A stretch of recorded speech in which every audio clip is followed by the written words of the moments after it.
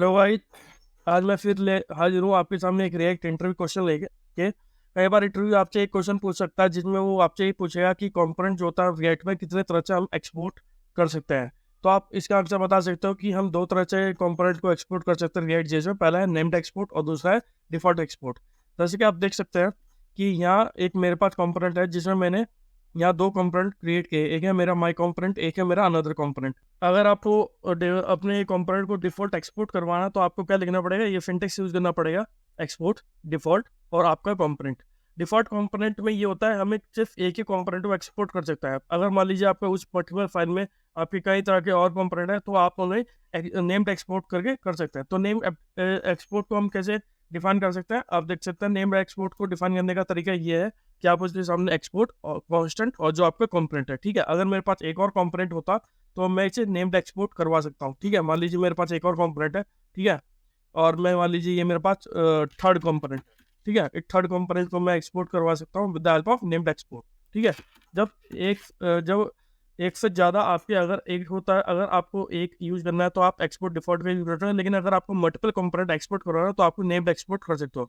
अब इन्हें कॉलिंग करने का क्या तरीका है, जैसा कि आप देख सकते हैं कि मेरे पास यहाँ नेम्ड एक्सपोर्ट, मेरे पास एक जो है डिफॉल्ट एक्सपोर्ट है।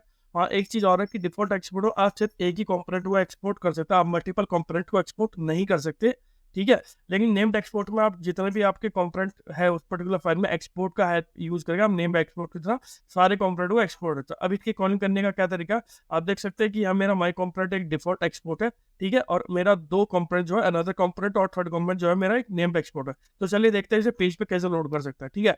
तो मैं क्या करूँगा नेम्ड एक्सपोर्ट के बाद, ठीक है, तो मैं क्या करूँगा इसे थोड़ा मैं इसे थोड़ा स्मॉल कर दूंगा इसके फॉन्ट को, ताकि हमें पता चला, ठीक है। अब मुझे अपने जो कि मेरा आप देखेंगे कि मेरा जो माई कंपोनेंट है डिफॉल्ट एक्सपोर्ट कैसे कर सकता है, तो मैं यहाँ काउंट करूँगा माई कंपोनेंट, ठीक है, और ये माई कंपोनेंट एक्सपोर्ट हो जाएगा। आप देख सकते हैं माई कंपोनेंट एक्सपोर्ट है। लेकिन अब क्या चाहिए कि मुझे मेरा एक अनदर कंपोनेंट है, थर्ड कंपोनेंट, मेरे दो नेम्ड एक्सपोर्ट कंपोनेंट, तो वो कैसे यूज करूंगा, तो मैं क्या करूँगा उन्हें अनदर में कॉल करूंगा, और आप देख सकते हो कि अनदर के बाद थर्ड मैं कॉल करूंगा। आप देख सकते हो कि इनके ये जो दो कंपोनेंट है जो कि हमने नेम्ड एक्सपोर्ट से नेम्ड के हाथ से एक्सपोर्ट किए, इन्हें देखिए आप ये करली ब्रेसेस के थ्रू आए हैं, क्योंकि नेम्ड एक्सपोर्ट में आए तो ये आप मल्टीपल क्वांटिटी मल्टीपल कंपोनेंट आप लोड कर सकते हो, अपने एक्सपोर्ट कर सकते हो अपने उस पर्टिकुलर फाइल में से। जितने में आपके कंपोनेंट होंगे वो नेम्ड एक्सपोर्ट की तरह एक्सपोर्ट हो जाएंगे और ऐसे करली ब्रेसेस में आपको मिलेंगे।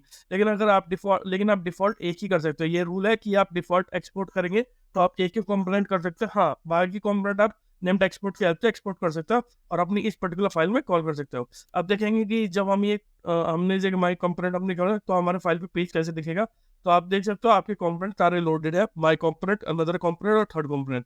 तो ये इस तरह से आप named export named export component और डिफॉल्ट एक्सपोर्ट के हेल्प से अपने कंपोनेंट को एक्सपोर्ट करते हो। आई होप आपको ये इंटरव्यू क्वेश्चन अच्छे समझ में आया होगा। अगर कोई इशू तो आप मेरे कमेंट बॉक्स में लिख के मुझे बता सकते हो। और भी इंटरव्यू क्वेश्चन मैं आपके लिए लेके आओ तो प्लीज ट्यूनिंग करते रहिए मेरे चैनल को। प्लीज मेरे चैनल को लाइक कीजिए, सब्सक्राइब कीजिए। Thank you.